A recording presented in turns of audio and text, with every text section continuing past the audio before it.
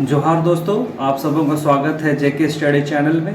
तो आज हम लोग कुछ झारखंड के कल्याणकारी योजनाओं के बारे में पढ़ेंगे। शुरुआत से लेके अभी वर्तमान में जो भी योजनाएं लागू की गई है उन सारी योजनाओं के बारे में हम लोग अध्ययन करेंगे। तो सबसे पहले आज हम लोग शुरुआत करते हैं सिद्धू कान्हू आवास योजना से संबंधित, उनके बारे में हम लोग आज जानेंगे। ये आज का छोटा सा क्लास होगा। तो ये जो हम लोग आज सीखेंगे वो होगा सिद्धू कान्हू आवास योजना से संबंधित, ठीक है। तो इसके बारे में हम लोग जानेंगे कि ये योजना क्या है, इसमें क्या क्या बताया गया है, इसका लाभ लेने के लिए क्या किया जाएगा। तो इन सब के बारे में हम लोग आज एक संक्षेप में जानकारी प्राप्त करेंगे। तो बिना किसी देरी के आज के सेशन को शुरू करते हैं।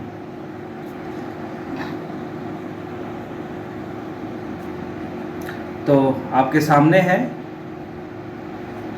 सिद्धू कान्हू आवास योजना से संबंधित ये प्रश्न है, ठीक है। इसका थोड़ा सा जूम आउट कर देते हैं। आशा करते हैं आप लोगों को दिखाई दे रहा होगा। इसे जूम ही कर देते हैं।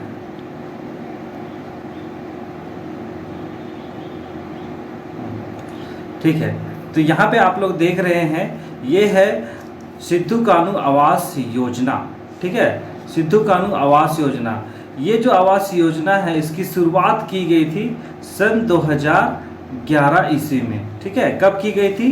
2011 ईस्वी में इसकी शुरुआत की गई थी। तो इस योजना में हम लोग देखते हैं कि ये योजना को कौन लोग पा सकता है। तो ये योजना जो है ये ग्रामीण क्षेत्र के लोगों के लिए है और जो गरीबी रेखा से नीचे रहते हैं। और ये जो योजना है उसको कोई भी लोग यूज़ कर सकता है, मतलब लाभ ले सकता है, चाहे वो कोई भी वर्ग का हो, ठीक है। चाहे वो एसटी हो, एससी हो या जनरल, ये जो योजना है उसको सभी कोई ले सकते हैं। बस यहाँ पे शर्त ये है कि वो ग्रामीण क्षेत्र का होना चाहिए, ठीक है। और इस योजना का नाम रखा गया है सिद्धू कान्हू आवास योजना। और ये योजना है राज्य सरकार के द्वारा लागू की गई है, ठीक है। इतना समझ में आ गया। ये ग्रामीण क्षेत्र वालों के लिए है और इस योजना को झारखंड के मतलब जिस गांव का होगा उस गांव के प्रत्येक वर्ग, चाहे वो एसटी हो, एससी हो, जनरल हो, मतलब किसी भी वर्ग के लोगों को यह लाभ प्रदान किया जा सकता है। अब हम लोग दूसरा देखेंगे इस योजना के तहत। इस योजना के तहत जिन भी लाभार्थियों को ये लाभ मिलेगा, लोगों को लाभ मिलेगा, प्रति आवास बनाने के लिए उन्हें 45,000 रुपये की राशि प्रदान की जाएगी, ठीक है। 45,000 की राशि प्रदान की जाएगी और ये जो भी लाभार्थियों को ये राशि दी जाएगी उन्हें अपना आवास स्वयं निर्माण करना होगा। इस पे राज्य सरकार का कोई भी इसमें सहयोग नहीं रहेगा, उन्हें खुद अपना आवास का निर्माण स्वयं करना होगा और उन लोगों को 45,000 रुपये प्रति आवास पे दिया जाएगा, ठीक है। इतना समझ में आ गया।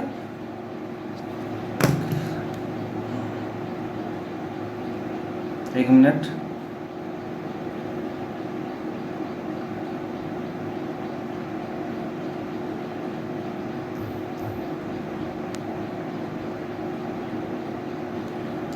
तो आगे हम लोग देखेंगे। इतना तो हम लोग समझ गए कि 45,000 रुपया दिया जाएगा और जितने भी वर्ग है सबको ये योजना का लाभ मिलेगा। अब ये योजना हम लोग कैसे पा सकते हैं इस पॉइंट में हम लोग देखेंगे, ठीक है। अगर हम जिला स्तर पे बात करते हैं तो इस योजना का लाभ हम लोग जिला ग्रामीण विकास अभिकरण, जो ये समिति है, संस्था है, उसके पास हम लोग जाके इसका एप्लीकेशन दिया जाता है। और अगर प्रखंड स्तर पे हम लोग देखते हैं, ब्लॉक स्तर पे, तो ये योजना को पाने के लिए प्रखंड विकास पदाधिकारी के द्वारा लाभार्थियों के माध्यम से ये योजना का लाभ लोगों तक पहुंचाया जाता है। दो रीज़न, मतलब दो कारण है, ठीक है, मतलब ये लाभ लेने का। पहला है जिला स्तर पे।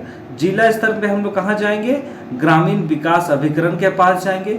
और अगर प्रखंड स्तर पे करना है, ब्लॉक स्तर पे, तो हम लोग को प्रखंड विकास पदाधिकारी के पास, ठीक है, हम लोगों को जाना होगा, ठीक है। इतना समझ में आ गया। आगे हम लोग देखेंगे कि ये जो लाभार्थियों का चयन होगा कैसे होगा। तो ये जो लाभार्थी है उनका चयन किया जाएगा ग्राम सभा की अगुवाई पे किया जाएगा, ठीक है। और जितने भी ग्राम सभा के जितने भी जनप्रतिनिधि हैं उनके सहयोग लिया जाएगा, उससे सहयोग लिया जाएगा और ऐसे लोगों का चयन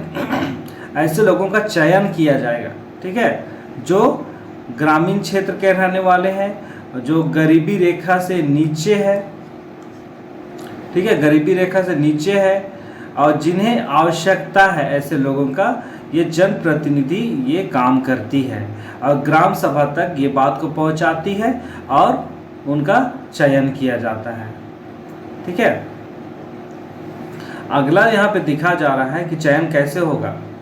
ये जो चयनित गांव होगा तो परिवारों की संख्या 50 से कम नहीं होनी चाहिए, माने परिवारों की संख्या 50 से कम नहीं होनी चाहिए और गांव का जो जनसंख्या है वो 200 से कम नहीं होना चाहिए, मतलब 200 से हमेशा ऊपर होना चाहिए, ठीक है। और अगला यहाँ पे बोलता है ST/SC का जो जनसंख्या है उस गांव में वो 50% से कम नहीं होना चाहिए, मतलब ज़्यादा होना चाहिए। मान लीजिए गांव की संख्या है 400, ठीक है, और इसमें 200 से ऊपर जो संख्या होना चाहिए ST/SC लोगों का होना चाहिए। अगर 200 से कम होगा तो उस गांव का चयन नहीं किया जाएगा ये लाभ लेने के लिए, ठीक है। इतना बात समझ में आ गया आप लोगों को। अब यहाँ पे कहा जा रहा है, सबसे पहले तो ये जान गए जनसंख्या, ठीक है। अब ये है कि लाभुकों का चयन यह सुनिश्चित किया जाता है कि उन्हें पूर्व योजना, दीनदयाल योजना या किसी प्रकार की आवास योजना का लाभ नहीं लिया गया है, ठीक है। ये बात यहाँ पे क्लियर कहा जा रहा है कि ऐसे लोगों को ये जो लाभ मिलेगा जो सरकारी योजना का लाभ उन्हें नहीं लिया गया हो, मतलब कोई भी आवास योजना का लाभ उन्होंने नहीं लिया है तो ही यह लाभ उन्हें दिया जाएगा। अगर वो लाभ ले चुके हैं तो उन्हें यह लाभ नहीं दिया जाएगा। और ये जो योजना बना है सिद्धू कान्हू योजना, ठीक है, सिद्धू कान्हू आवास योजना जो बना है वो इंदिरा गांधी, मतलब इंदिरा आवास जो यहाँ पे दिखा है, इंदिरा आवास योजना जो लागू की गई थी उसी के अनुसार से योजना काम करेगी, ठीक है। तो इतना बात आप लोगों को समझ में आ गया। तो इसमें हम लोग यही चीज़ देखें कि ये जो योजना है वो रूरल एरिया के लोगों के लिए है, ठीक है, रूरल एरिया के लोगों के लिए है और जो गरीब रेखा से नीचे रहते हैं, ठीक, गरीब हो और वो चाहे ST हो, SC हो या जनरल हो, उन सबों को यह लाभ दिया जाएगा। और एक घर के निर्माण के लिए उन्हें 45,000 रुपये की राशि प्रदान की जाएगी और उन्हें अपना घर स्वयं बनाना होगा, ठीक है। और ऐसे जो लोग होगा उनका जो चयन कौन करेगी लाभ लेने के लिए, उनका चयन करेगी ग्राम सभा के द्वारा, ग्राम सभा के द्वारा उनका चयन किया जाएगा। और उन गांवों का चयन किया जाएगा जहां पे 50 से अधिक परिवार रहते हैं, ठीक है, 50 से अधिक परिवार रहते हैं और 200 से अधिक जनसंख्या होना चाहिए, 200 से अधिक जनसंख्या होना चाहिए। और उस गांव का चयन तभी किया जाएगा जहां पे 50% से अधिक ST/SC का जनसंख्या होना चाहिए, ठीक है, तभी ये योजना का लाभ लोगों तक पहुंच सकता है, ठीक है। तो इतना बात समझ आ गया। तो आज यही क्या सिद्धू कान्हू आवास योजना का जो महत्वपूर्ण पॉइंट था, बिंदु था, उन सब के बारे में हम लोग डिस्कस किए हैं, ठीक है। तो अब मैं कंटिन्यू करूँगा कि कल्याणकारी योजनाओं से संबंधित, चाहे सेशन छोटा ही सही, मुख्य बातों को जो परीक्षाओं के लिए महत्वपूर्ण होंगी उन बातों को मैं आपके समक्ष रखूँगा, ठीक है। तो आज के सेशन को यहीं पे समाप्त करते हैं। आप लोग अपने अपने घरों में रहिए, सुरक्षित रहिए और अपना ध्यान दीजिए। बहुत बहुत धन्यवाद।